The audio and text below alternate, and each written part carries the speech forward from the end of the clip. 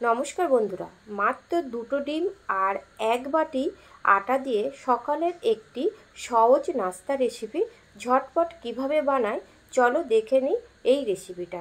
সবার প্রথমে দুটো ডিম আমি ফাটিয়ে নিয়েছি, একটা ছোট সাইজের পেঁয়াজকে কুচো করে নিয়েছি আর 4টে কাঁচা লঙ্কা দিলাম। কাঁচা লঙ্কার ঝালটা তোমাদের স্বাদ মতনই দেবে। আর দিচ্ছি স্বাদ মতন লবণ দিয়ে ডিম, পেঁয়াজ, কাঁচা লঙ্কাটাকে খুব ভালো করে ফেটিয়ে নিতে হবে।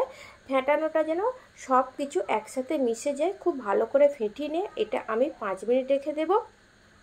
তারপরে এখানে আমি একটা বাটি নিয়ে নিলাম, এই বাটির মধ্যে আমি 1 বাটি আটা দিলাম। এখানে আমি সাদা আটা ব্যবহার করেছি, তোমরা চাইলে এটা ময়দা দিয়েও করতে পারো। আর দিলাম স্বাদ মতন লবণ, সামান্য পরিমাণে চিনি আর ময়মের জন্য 2 চা চামচ সাদা তেল দিয়ে ময়মটাকে খুব ভালো করে মাখিয়ে নেব। তারপরে অল্প অল্প জল দিয়ে একটা ডো তৈরি করে নেব। তোমরা এটা আটা দিয়ে তৈরি করতে পারো, এটা কিন্তু একটা হেলদি খাবার।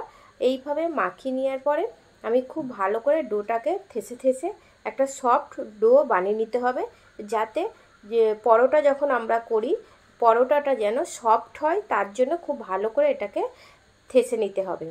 এবারে এই পরোটাটাকে আমি এখানে লেচি তৈরি করছি। এখানে টোটাল আমি 3টে লেচি তৈরি করছি। আমি যতটুকু ময়দা নিয়েছি তার মধ্যে এখানে 3টে লেচি হয়েছে। তোমরা বেশি করতে চাইলে ময়দার ভাগটাকে একটু বাড়িয়ে দিতে পারো।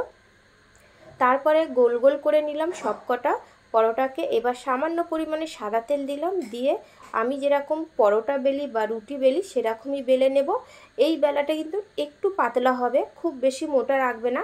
পাতলা হলে এই রেসিপিটা খেতে খুব সুন্দর লাগে। আর এই রেসিপিটা একবার তৈরি করলে তোমরা বারবার তৈরি করতে বাহানা খুঁজবে।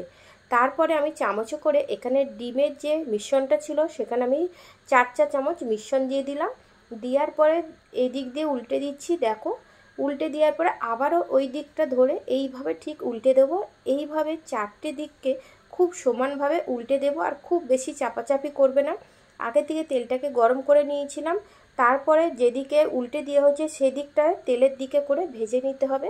গ্যাসের ফ্লেমটাকে লো ফ্লেমে রেখে এইভাবে এর ওপরে একটু তেল ছিটিয়ে দেবে, তাহলে এটা কিন্তু খুব সহজে ফুলে উঠবে।